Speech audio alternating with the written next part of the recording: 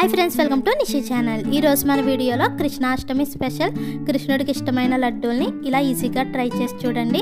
ఇక్కడ చూపించే విధంగా ఈ కొలతలతో మీరు కూడా చేసి చూడండి.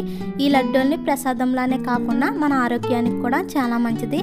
మనకి బ్లడ్ తక్కువ ఉన్నప్పుడు, బలహీనంగా ఉన్నప్పుడు ఈ లడ్డూని చేసుకుని రోజు ఒకటి తినడం వల్ల మన ఆరోగ్యానికి అయితే చాలా మంచిది. ఇక్కడ చూపించే విధంగా ఇలా సింపుల్గా మీరు కూడా చేసి చూడండి. వీడియోలోకి వెళ్ళే ముందు మా ఛానల్ కొత్తగా చూసే వాళ్ళు ఎవరైనా ఉంటే ప్లీజ్ లైక్ చేసి సబ్స్క్రైబ్ చేసుకోండి. ముందుగా గ్యాస్ పై ప్యాన్ పెట్టి 2 కప్పుల వరకు పుట్నాల పప్పు వేసుకోవాలి. మంటను లో ఫ్లేమ్లో పెట్టి 2-3 నిమిషాల వరకు ఫ్రై చేసుకోవాలి. మనం ఇలా ఫ్రై చేసుకోవడం వల్ల శనగపప్పు అనేది పచ్చివాసన రాకుండా ఉంటుంది. అంతేకాకుండా మనం లడ్డు తినేటప్పుడు కూడా పిండి అనేది నోటికి అంటుకోకుండా ఉంటుంది.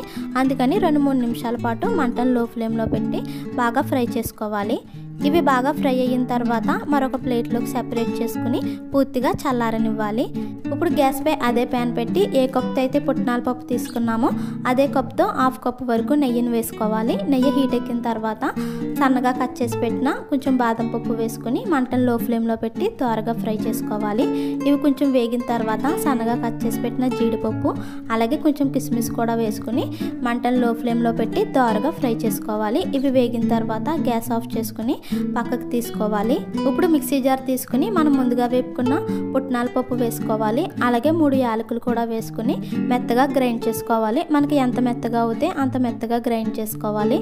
ఇది మెత్తగా గ్రైండ్ చేసుకున్న తర్వాత ఏ కప్తో అయితే పుట్నాల పప్పు తీసుకున్నామో అదే కప్తో 1 కప్పు వరకు బెల్లం వేసుకోవాలి.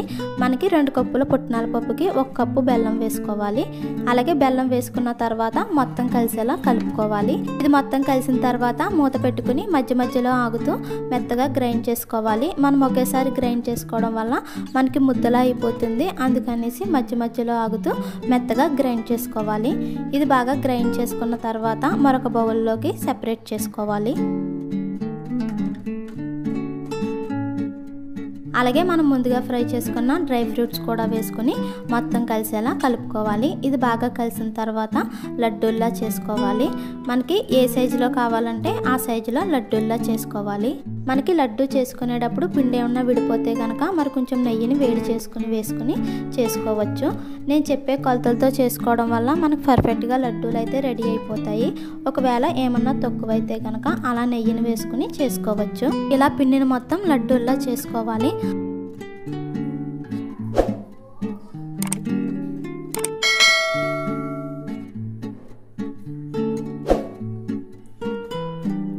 అంతే, మనకు చాలా సింపుల్గా పుట్నాల పప్పుతో బలమైన లడ్డు అయితే రెడీ అయిపోయింది. ఈ లడ్డూలు ప్రసాదంలానే కాకుండా మన ఆరోగ్యానికి కూడా చాలా మంచిది. మీరు కూడా ఇలా ఒకసారి చేసి చూడండి. ఈ వీడియో నచ్చినట్లయితే ప్లీజ్ లైక్ చేయండి, షేర్ చేయండి, సబ్స్క్రైబ్ చేసి పక్కనే ఉన్న బెల్ బటన్ని క్లిక్ చేయండి. Thank you for watching.